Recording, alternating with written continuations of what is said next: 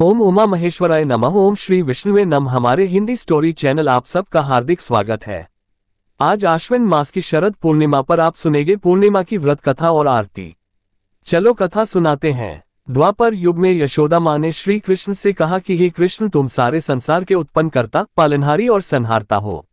आज मुझे कोई ऐसा व्रत बताओ जिसको करने से मृत्यु लोक में भी स्त्रियों को विधवा होने का भय न रहे तथा यह व्रत सभी मनुष्यों की मनोकामना पूर्ण करने वाला हो। श्री कृष्ण कहने लगे, हे माता, तुमने अति सुंदर प्रश्न किया है। मैं तुम्हें ऐसे एक व्रत के बारे में विस्तार से बताता हूँ। सौभाग्य की प्राप्ति के लिए स्त्रियों को 32 पूर्णिमा व्रत करना चाहिए। इस व्रत को करने से स्त्रियों को सौभाग्य की प्राप्ति होती है। यह व्रत अत्यंत सौभाग्य देने वाला और भगवान शिव के प्रति भक्ति को बढ़ाने वाला है। यशोदा जी कहने लगी, हे कृष्ण, प्रथम इस व्रत को मृत्यु लोक में किसने किया था? इसके विषय में विस्तार से मुझे बताओ। श्री कृष्ण कहने लगे, इस भूमंडल पर अनेक प्रकार के रत्नों से परिपूर्ण कातिका नाम की एक नगरी थी। वहां चंद्रहास नामक राजा राज्य करता था। उसी नगर में धनेश्वर नाम का एक ब्राह्मण था और उसकी स्त्री अति सुशीला रूपवती थी। दोनों ही उस नगरी में बड़े प्रेम से रहते थे। घर में धन धान्य आदि की कोई कमी नहीं थी, परंतु उनको बहुत बड़ा दुख था कि उनकी कोई संतान नहीं है। एक समय एक बड़ा योगी उस नगरी में आया। वह योगी उस ब्राह्मण के घर को छोड़कर अन्य सभी घरों से भिक्षा लेकर भोजन किया करता था। वह रूपवती से कभी भिक्षा नहीं लेता था। एक दिन वह योगी रूपवती से भिक्षा न लेकर किसी अन्य घर से भिक्षा लेकर गंगा किनारे जाकर भीषण को प्रेम पूर्वक ग्रहण करने लगा कि धनेश्वर ने योगी का ये सब कार्य देख लिया। अपनी भिक्षा के अनादर से दुखी होकर धनेश्वर योगी से बोला, हे महात्मन, आप सब घरों से भिक्षा लेते हैं परंतु आप मेरे घर की भिक्षा कभी नहीं लेते, इसका क्या कारण है? योगी ने कहा, निसंतान के घर की भीख पतितों के अन्न के तुल्य होती है और जो पतितों का अन्न खाता है वह भी पतित हो जाता है। क्योंकि तुम निसंतान हो इसलिए पतित हो जाने के भय से मैं तुम्हारे घर की भिक्षा नहीं लेता। धनेश्वर योगी की यह बात सुनकर बहुत दुखी हुआ और हाथ जोड़कर योगी के पैरों में गिर गया और कहने लगा, हे महाराज, यदि ऐसा है तो आप पुत्र प्राप्ति का उपाय बताइए। आप सर्वज्ञानी हैं, मुझ पर कृपा कीजिए। हे भगवान, मेरे घर में धन की कोई कमी नहीं है, परंतु मैं पुत्र न होने के कारण अत्यंत दुखी हूँ। आप मेरे इस दुख का हरण करें, आप सामर्थ्यवान हैं। ये सुनकर योगी कहने लगा, हे ब्राह्मण, तुम चंडी की आराधना करो। घर आकर उसने अपनी पत्नी से सब वृतांत कहा और स्वयं तप करने के लिए वन में चला गया। वन में जाकर उसने चंडी की उपासना की और उपवास किए। चंडी ने 16वें दिन उसको स्वप्न में दर्शन दिया और कहा, धनेश्वर, जा, तेरे घर पुत्र होगा, परंतु वह 16 वर्ष की आयु में ही मृत्यु को प्राप्त हो जाएगा। यदि तुम दोनों पति 32 पूर्णमासियों का व्रत विधि पूर्वक करोगे तो वह दीर्घायु हो जाएगा। जितनी तुम्हारी सामर्थ्य हो आटे के दिए बनाकर शिवजी भगवान का पूजन करना, परंतु पूर्णमासी के व्रत 32 होने चाहिए। प्रातः काल होने पर इस स्थान के समीप तुम्हें आम का वृक्ष दिखाई देगा। उस पर चढ़कर तुम एक फल तोड़कर शीघ्र ही अपने घर चले जाना और अपनी पत्नी से सब वृतांत कहना। ऋतु स्नान के पश्चात वह स्वच्छ होकर श्री शंकर भगवान का ध्यान करके उस फल को खा लेगी। शंकर भगवान की कृपा से उसको गर्भ हो जाएगा। जब वह ब्राह्मण प्रातः काल उठा तो उसने एक स्थान के पास ही आम का वृक्ष देखा जिस पर एक अत्यंत सुंदर आम का फल लगा हुआ था। उस ब्राह्मण ने उस आम के वृक्ष पर चढ़कर फल को तोड़ने का प्रयत्न किया, परंतु वृक्ष पर कई बार प्रयत्न करने पर भी वह चढ़ नहीं पाया। तब उस ब्राह्मण को बहुत चिंता हुई। तब विघ्न विनाशक श्री गणेश भगवान की वंदना करने लगा।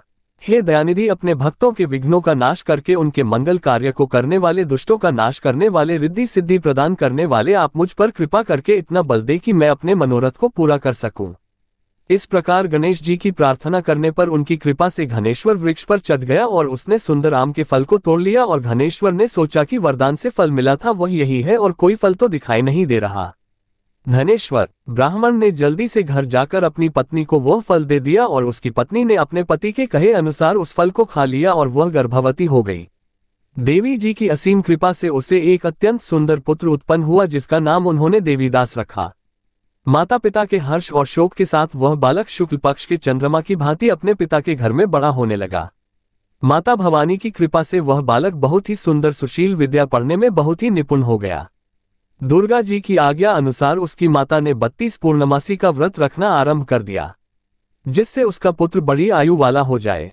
16वां वर्ष लगते ही देवीदास के माता पिता को बड़ी चिंता हो गई कि कहीं उनके पुत्र की इस वर्ष मृत्यु न हो जाए। इसलिए उन्होंने अपने मन में विचार किया कि यदि ये दुर्घटना उनके सामने हो गई तो वे कैसे सहन करेंगे। इसलिए उन्होंने देवीदास के मामा को बुलाया और कहा, हमारी एक बहुत बड़ी इच्छा है कि देवीदास 1 वर्ष तक काशी में जाकर विद्या अध्ययन करें और उसको अकेला भी नहीं छोड़ना चाहिए। इसलिए साथ में आप चले जाएं और 1 वर्ष के पश्चात इसको वापस ले आना।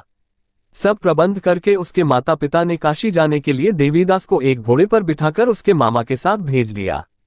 परंतु ये बात उसके मामा या किसी और से नहीं बताई। धनेश्वर तथा उसकी पत्नी ने अपने पुत्र की मंगल कामना तथा दीर्घायु के लिए भगवती दुर्गा की आराधना और पूर्णमासियों का व्रत करना आरंभ कर दिया।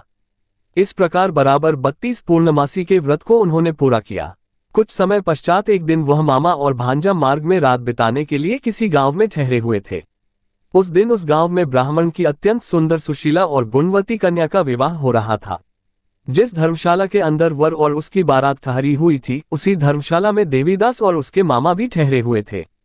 संयोगवश कन्या को तेल आदि चढ़ाकर मंडप आदि का कार्य किया गया तो लग्न के समय वर को धनुर्वात हो गया। इसलिए वर के पिता ने अपने कुटुंबियों से विमर्श करके निश्चय किया कि ये देवीदास मेरे पुत्र जैसा ही सुंदर है, मैं इसके साथ ही लग्न करवा दूं और बाद में विवाह के अन्य कार्य मेरे लड़के के साथ हो जाएंगे।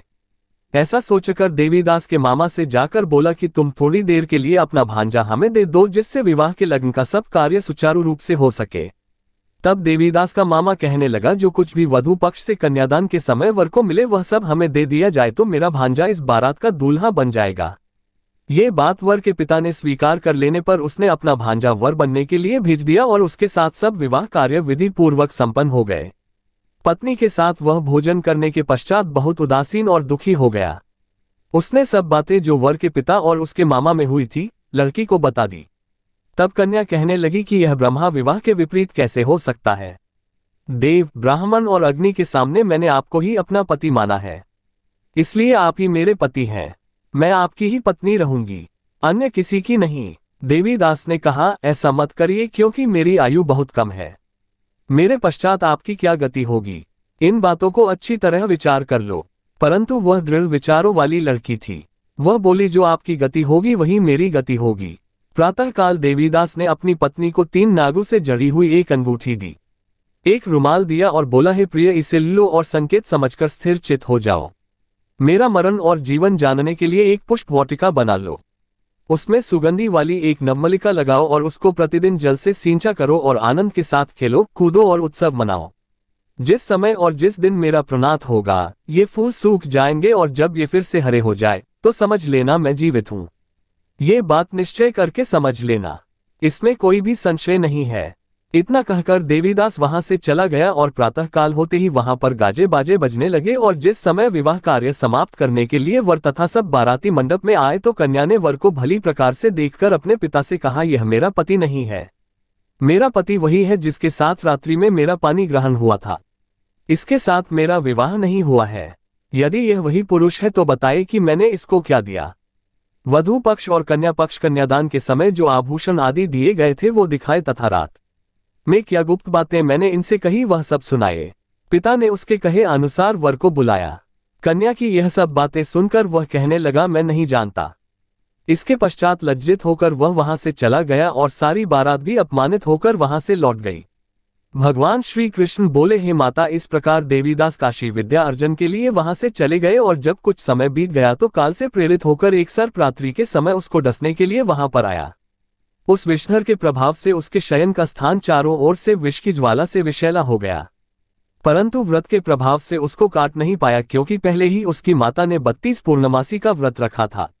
इसके बाद मध्याह्न के समय स्वयं काल वह आया और उसके शरीर से प्राणों को निकालने का प्रयत्न करने लगा, जिससे वह मूर्छित होकर पृथ्वी पर गिर गया। उसी समय माता पार्वती के साथ भगवान शंकर वहां आ गए। उसको मूर्छित दशा में देखकर माता पार्वती जी ने शंकर जी से प्रार्थना की, हे महाराज, इस बालक की माता ने पहले ही 32 पूर्णिमा का व्रत पूरा किया था, जिसके प्रभाव से आप इसको प्राणदान दें। मां भवानी के कहने पर भक्तवत्सल भगवान शिव जी ने उसको प्राणदान दे दिया। इस व्रत के प्रभाव से काल को भी पीछे हटना पड़ा और देवीदास स्वस्थ होकर बैठ गया। उधर उसकी पत्नी उसके काल की परीक्षा किया करती थी। जब उसने देखा उस पुष्प वाटिका में पुष्प कुछ भी नहीं रहे तो उसको अत्यंत आश्चर्य हुआ, लेकिन जब वह जैसे ही हरी भरी हो गई तो वह जान गई कि अब उसका पति ठीक ठाक है, वह जीवित हो गया है। ये देखकर वह बहुत प्रसन्न हो उठी। अपने पिता से कहने लगी, पिताजी, मेरे पति जीवित हैं, आप उनको ढूंढिए। जब 16वां वर्ष व्यतीत हो गया तो देवीदास भी अपने मामा के साथ काशी से चल गया। इधर उसके ससुर उसको ढूंढने के लिए अपने घर से जाने ही वाले थे कि वे दोनों मामा भांजा वहां पर आ गए। उनको आया हुआ देखकर उनके ससुर को बड़ी प्रसन्नता हुई और वह उन्हें अपने घर ले गए। उस समय नगर के निवासी भी वहां इकट्ठे हो गए और सबने निश्चय किया कि अवश्य ही इसी बालक के साथ कन्या का विवाह हुआ था। उस बालक को कन्या ने जब देखा तो पहचान लिया कि यह तो वही है जो संकेत करके गया था। कुछ दिन बाद देवीदास ने अपनी पत्नी और मामा के साथ अपने ससुर के घर से बहुत सारे उपहार लेकर अपने माता पिता के घर गए। अपने गांव के निकट पहुंचने पर कई लोग उठकर उसके माता पिता को पहले ही खबर देने चले गए कि तुम्हारा पुत्र देवीदास अपनी पत्नी और मामा के सहित आ रहा है। ऐसा समाचार सुनकर माता पिता को विश्वास नहीं हुआ, परंतु जब और लोगों ने भी आकर यही बात उन्हें बताई तो उनको बड़ा आश्चर्य हुआ। लेकिन थोड़ी देर में देवीदास ने आकर अपने माता पिता के चरणों में अपना सर रखकर प्रणाम किया और उसकी पत्नी ने अपने सास ससुर के चरणों को स्पर्श किया तो माता पिता ने अपने पुत्र और पुत्रवधू को हृदय से लगा लिया और दोनों की आंखों में प्रेम अश्रु बहने लगे। अपने पुत्र और पुत्रवधू के आने की खुशी में धनेश्वर ने बड़ा ही भारी उत्सव किया और ब्राह्मणों को दान दक्षिणा देकर प्रसन्न किया। श्री कृष्ण भगवान कहने लगे, इस प्रकार धनेश्वर 32 पूर्णमासियों के व्रत के प्रभाव से पुत्रवान हो गया। जो भी स्त्रियां 32 पूर्णमासी के व्रत को करती है वे जन्म जन्मांतर में वैधव्य का दुख नहीं भोगती और सदैव सौभाग्यशाली रहती है। व्रत करने वाला चाहे स्त्री हो या पुरुष भगवान शंकर की कृपा से संसार के सकल आनंद भोगकर अंत में आवागमन रहित होकर शिव लोक को प्राप्त होता है। प्रेम से बोलिए श्री लक्ष्मी नारायण भगवान की जय, उमा महेश्वर भगवान की जय। अब आप सुनेंगे शरद पूर्णिमा की दो पौराणिक कथा। पहली पौराणिक कथा के अनुसार मां लक्ष्मी और भगवान विष्णु का आशीर्वाद प्राप्त करने के लिए एक साहूकार की दो बेटियां महीने में आने वाली हर पूर्णमासी का व्रत किया करती थी। इन दोनों बेटियों में बड़ी बेटी पूर्णिमा का व्रत पूरे विधि विधान से करती थी, जबकि छोटी बेटी व्रत तो करती थी लेकिन नियमों में उस तरह से पालन नहीं करती थी। नियमों को आडंबर मानकर उनकी अनदेखी करती थी। जैसे ही दोनों बेटियां बड़ी हो गई तो साहूकार ने दोनों बेटियों का विवाह कर दिया। बड़ी बेटी के घर समय पर स्वस्थ संतान का जन्म हुआ। छोटी बेटी को भी संतान हुई लेकिन उसकी संतान जन्म लेते ही दम तोड़ देती थी। जब उसके साथ ऐसा 2 से 3 बार हो गया तो उसने एक ब्राह्मण को बुलाकर अपनी पूरी व्यथा सुनाई और साथ ही इसका उपाय बताने के लिए भी कहा। उसकी सारी बात को सुनकर और कुछ प्रश्न पूछने के बाद ब्राह्मण ने उससे कहा कि तुम पूर्णिमा का अधूरा व्रत करती हो, इस कारण तुम्हें व्रत का पूरा फल नहीं मिल रहा है और तुम्हें अधूरे व्रत का दोष लगता है। ब्राह्मण की बात को सुनकर छोटी बेटी ने पूर्णिमा व्रत पूरे विधि विधान से करने का निश्चय किया, लेकिन पूर्णिमा आने से पहले ही उसने एक बेटे को जन्म दिया। जन्म लेते ही बेटे की मृत्यु हो गई। इस पर उसने अपने बेटे के शव को एक चौकी पर रख दिया और ऊपर से एक कपड़ा इस तरह ढक दिया कि किसी को भी पता ना चले। फिर उसने अपनी बड़ी बहन को बुलाया और बैठने के लिए वही पीढ़ा दे दिया। जैसे ही बड़ी बहन उस पीढ़े पर बैठने लगी, उसके लहंगे की किनारी बच्चे को छू गई और वह जीवित होकर तुरंत ही रोने लगा। इस पर बड़ी बहन पहले तो डर गई और फिर छोटी बहन पर क्रोधित होकर उसे डांटने लगी कि क्या तुम मुझ पर बच्चे की हत्या का दोष और कलंक लगाना चाहती हो? मेरे बैठने से यह बच्चा मर जाता। तो इस पर छोटी बहन ने उत्तर दिया, ये बच्चा मरा हुआ तो पहले से ही था दीदी, तुम्हारे तप और स्पर्श के कारण तो ये जीवित हो गया है। पूर्णिमा के दिन जो तुम व्रत और तप किया करती हो उसके कारण तुम दिव्य तेज से परिपूर्ण और पवित्र हो गई हो। अब मैं तुम्हारी ही तरह व्रत और पूजन करूंगी। इसके बाद छोटी बहन ने भी पूर्णिमा का व्रत विधि विधान से किया और इस व्रत के महत्व और फल का पूरे नगर में प्रचार किया। जिस प्रकार मां लक्ष्मी जी और भगवान विष्णु जी ने साहूकार की बड़ी बेटी की कामना पूर्ण करके सौभाग्य प्रदान किया, वैसे ही हम सभी पर भी कृपा करना। प्रेम से बोलिए भगवान श्री लक्ष्मीनारायण जी की जय। आश्विन मास की पूर्णिमा को शरद पूर्णिमा के रूप में जाना जाता है, लेकिन ब्रज क्षेत्र में शरद पूर्णिमा के दिन को रास पूर्णिमा भी कहा जाता है। मान्यता है कि द्वापर युग में शरद पूर्णिमा की रात को ही राधा रानी और गोपियों के साथ मिलकर महारास किया था। पूर्णिमा की रात को चंद्रमा की धवल चांदनी में महारास का वो दृश्य इतना सुंदर था कि प्रकृति भी उसे निहारने के लिए वहां ठहर गई थी।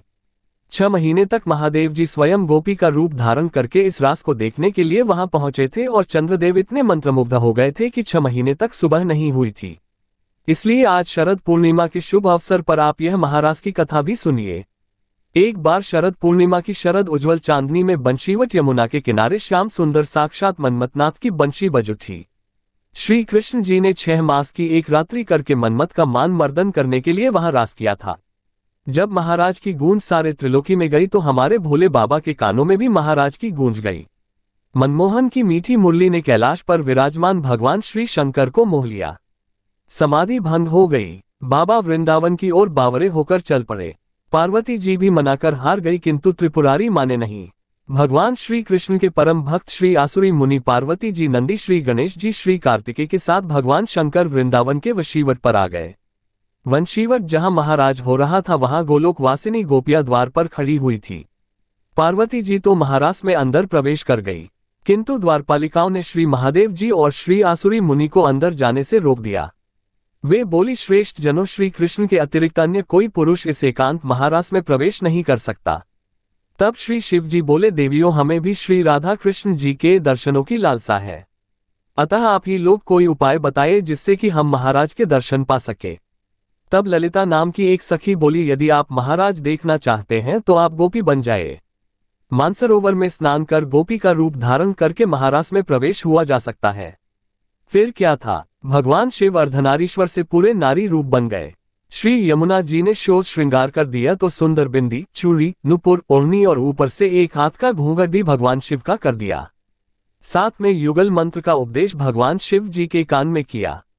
प्रसन्न मन से वे गोपी वेश में महारास में प्रवेश कर गए।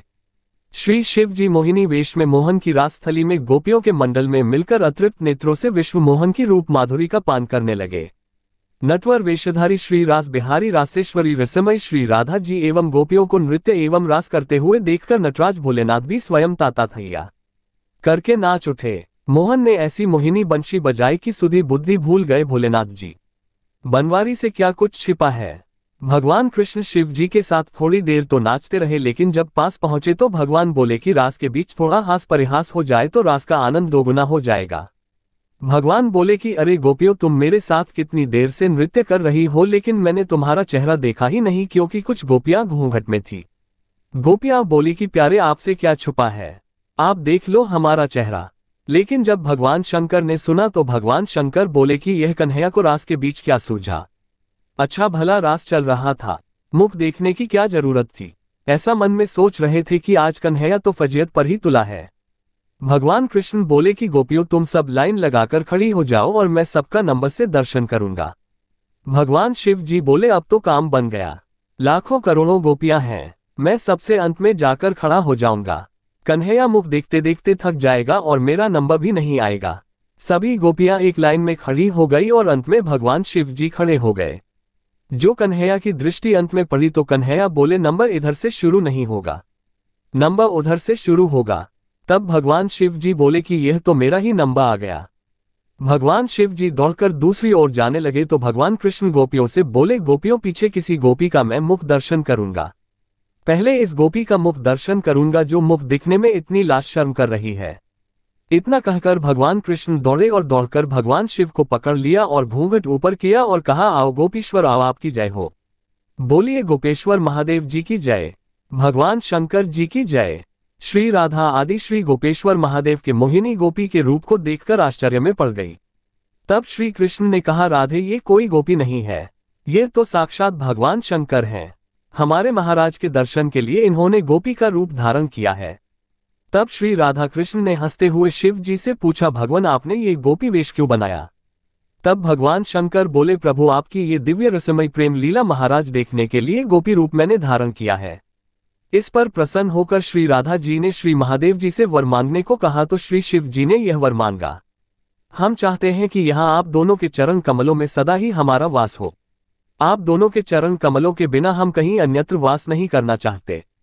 इसके बाद सुंदर महारास हुआ है। भगवान कृष्ण ने कथक नृत्य किया और भगवान शिव ने तांडव नृत्य, जिसका वर्णन अगर मां सरस्वती भी करना चाहे तो नहीं कर सकती हैं। खूब आनंद आया है। भगवान कृष्ण ने ब्रह्मा की एक रात्रि ले ली है, लेकिन गोपियां इसे समझ नहीं पाए। केवल अपनी गोपियों के प्रेम के कारण कृष्ण ने रात्रि को बढ़ाकर इतना दीर्घ कर दिया कि गोपियों ने एक रात कृष्ण के साथ अपने प्राण प्रिय पति के रूप में बिताए। लेकिन ये कोई साधारण रात नहीं थी, ब्रह्मा जी की रात्रि थी और लाखों वर्ष तक चलती रही। आज भी वृंदावन में निधिवन में प्रतिदिन भगवान श्री कृष्ण रास करते हैं। कृष्ण के लिए सब कुछ करना संभव है क्योंकि वह भगवान है। इस प्रकार भगवान ने महारास लीला को किया है। सुखदेव जी महाराज परीक्षित से कहते हैं, राजन, जो इस कथा को सुनते हैं उसे भगवान के रसमय स्वरूप का दर्शन होता है। उसके अंदर से काम हटकर श्याम के प्रति प्रेम जागृत होता है और उसका हृदय रोग भी ठीक होता है। जब भोलेनाथ जी ने भगवान श्री कृष्ण और राधा रानी से वरदान मांगा था, तब भगवान श्री कृष्ण ने तथास्तु कहकर कालिंदी के निकट निकुंज के पास वशीवट के सम्मुख भगवान महादेव जी को श्री गोपेश्वर महादेव के नाम से स्थापित कर विराजमान कर दिया। श्री राधा कृष्ण और गोपी गोपियों ने उनकी पूजा की और कहा कि ब्रज वृंदावन की यात्रा तभी पूर्ण होगी जब व्यक्ति आपके दर्शन कर लेगा।